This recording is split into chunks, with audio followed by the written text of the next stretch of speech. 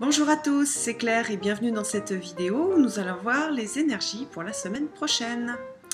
Alors pour ça j'ai utilisé un jeu de tarot que je ne vous ai jamais montré qui est le manga tarot qui est fait par Lo Scarabeo, que j'aime beaucoup parce qu'en fait il contient des petites phrases de sagesse orientale qui sont pas très bien traduites mais qui sont super intéressantes.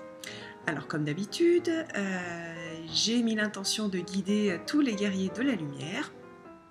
Et puis, j'ai tiré 3 cartes. La première carte pour lundi, mardi, la deuxième pour mercredi, jeudi, vendredi, et la dernière pour samedi, dimanche. Pour lundi, mardi, nous avons le prince de coupe, qui est cette carte-là.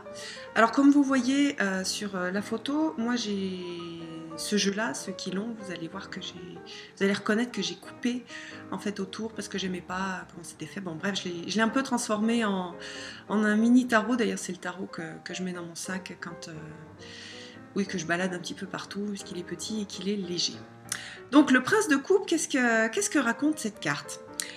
Alors dans le jeu, on voit que le prince de coupe s'appelle naissance d'une émotion. Donc la petite phrase c'est les pensées naissent du cœur et prennent vie. Donc il y a quelque chose du domaine de l'émotionnel qui va se produire, quelque chose de peut-être ça peut être un sentiment amoureux, hein, ça peut être un sentiment amoureux, un sentiment de douceur, un sentiment pour quelqu'un, enfin une émotion quelque part qui va ressortir et qui va prendre vie. Donc c'est pour tous les guerriers de la lumière qui ont du mal à exprimer leurs émotions, c'est l'occasion donc de faire ressortir une émotion, de reconnaître une émotion. Voilà, donc c'est toujours riche d'aller rechercher ce que nous sentons, ce que nous ressentons, ce qui est juste pour nous. Donc voilà, on va être vraiment sur sur l'émotion. Lundi, mardi, on va travailler quelque chose sur l'émotion, les émotions, et il y a une émotion qui va naître, donc quelque chose, une naissance d'une émotion, ça veut dire que l'émotion, elle n'est pas encore très raffinée, c'est quelque chose de brut, c'est quelque chose parfois qui peut envahir. Sur certaines personnes, il va y avoir une sorte de... certaines personnes vont être envahies par cette émotion. Donc eh bien, laissez-vous envahir par cette émotion, laissez-vous toucher par cette émotion, et pour qu'après vous puissiez la transformer et en faire quelque chose. Donc voilà pour lundi, mardi. Pour mercredi, jeudi, vendredi, nous avons le 4 de coupe.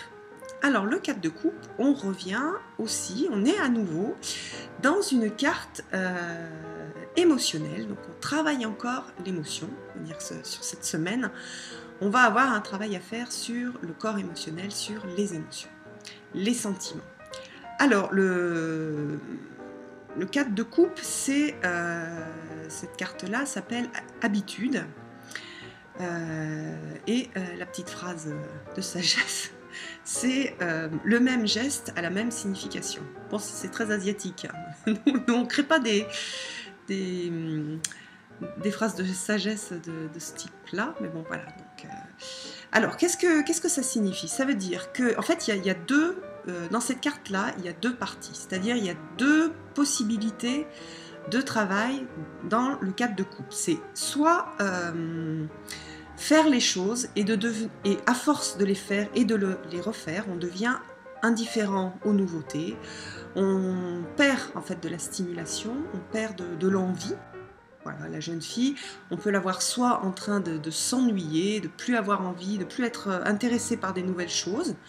Donc ça peut être voilà, une sorte de lassitude qui va vous envahir. Ou alors, deuxième chose, et là cette chose elle est aussi très très intéressante, à l'inverse c'est, et là la carte par contre est beaucoup plus explicite sur ce domaine-là, prendre soin et avoir de la patience pour les petites choses, faire les petites choses, ça c'est très asiatique, de réaliser quelque chose, de prendre le temps, d'avoir la patience, de fignoler, voilà, donc soit vous aurez une sorte d'indifférence et plus envie de faire grand chose, une sorte de lassitude suite au fait que vous avez l'impression de vivre tout le temps la même chose, ces habitudes vont vous lasser, soit l'habitude, on peut l'avoir sous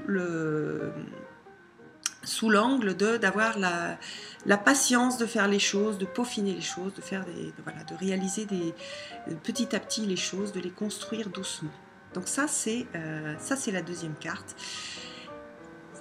Alors, la dernière carte, c'est la carte du week-end. Et cette dernière carte, c'est celle-ci. C'est la carte du jugement. Alors, qu'est-ce que c'est que ce jugement dans ce jeu? Qu'est-ce que ce jugement qu'est-ce qu'il nous indique? De quoi est-ce qu'il parle? Alors, le jugement, c'est la fin, et la petite phrase qui va avec, c'est la fin donne un sens aux choses. Alors, traditionnellement, c'est-à-dire dans les anciens tarots, c'était vraiment le jugement dernier. Donc, voilà, on a fait un certain nombre de choses, on pose tout ce qui a été fait et ça va être jugé, bien, pas bien, etc. Donc, c'est une façon aussi de se retourner sur notre vie, sur ce qui a été fait et de voir qu'est-ce que ça a donné.